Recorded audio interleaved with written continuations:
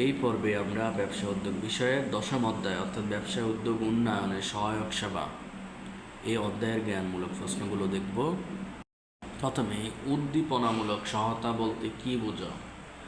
একজন সম্ভাব্য উদ্যোক্তাকে ব্যবসায় গঠনে আগ্রহী করতে ও প্রয়োজনীয় তথ্য দিতে যে সকল সুবিধার প্রয়োজন হয় তাই হলো উদ্দীপনামূলক সহায়তা। বিডিবিএল এর পুনরূপ হচ্ছে Bangladesh development bank limited.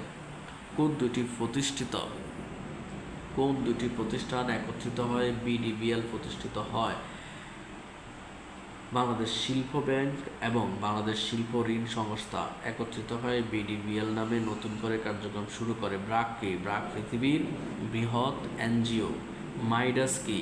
Midas একটি এনজিও যেটি ক্ষুদ্র ও মাঝারি উদ্যোক্তাদের আর্থিক, কারিগরি, ব্যবস্থাপনা জাতীয় সহায়তা প্রদান করে।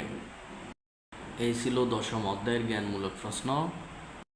এখন আমরা 10ম অধ্যায়ের বহু নির্বাচনী প্রশ্নগুলো দেখব।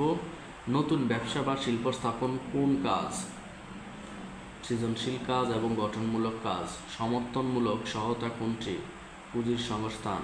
ব্যবসা স্থাপনে সরকারি সুযোগ সুবিধার ব্যাপক প্রচার কোন ধরনের সহায়তা? উদ্দীপনামূলক।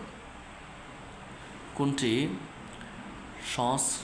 সংরক্ষণমূলক সহায়তা? ব্যবসা সম্প্রসারণ। কোনটি সমর্থনমূলক সহায়তা? পুঁজির সংস্থান। বাংলাদেশ ক্ষুদ্র কুটির শিল্প সংস্থা থেকে যে শর্টগুলো ইম্পর্টেন্ট সেগুলো হচ্ছে ইফসিক এর বর্তমান নাম কি? বিসিক। বিসিক এর স্বাধীনতা পূর্ব নাম কি ছিল? ইফসিক। বিসিক প্রদত্ত সহায়তা নিচের কোনটি?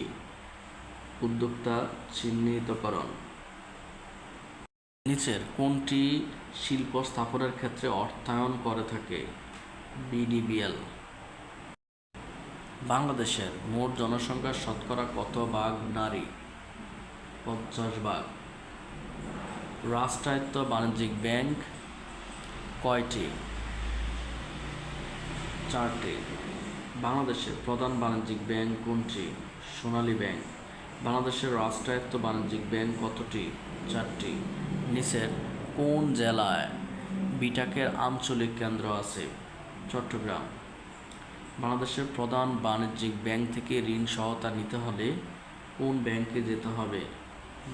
সোনালী ব্যাংকে যেতে হবে। বাংলাদেশ তথা পৃথিবীর সর্ববৃহৎ বেসরকারি উন্নয়ন সংস্থা কোনটি? ব্র্যাক। রংপুর বিভাগে শিল্প স্থাপনের ক্ষেত্রে কত বছর পর অবকাশ প্রদান করা হয়? 7 বছর। পার্বত্য জেলাসমূহে স্থাপিত শিল্প প্রতিষ্ঠানগুলোর 100% কর অবকাশের মেয়াদ কত বছর? 3 বছর। ঢাকা বিভাগের শিল্পে অনুন্নত জেলা কোনটি? মুন্সিগঞ্জ। এই ছিল 10ম অধ্যায়ের বহু নির্বাচনী প্রশ্ন।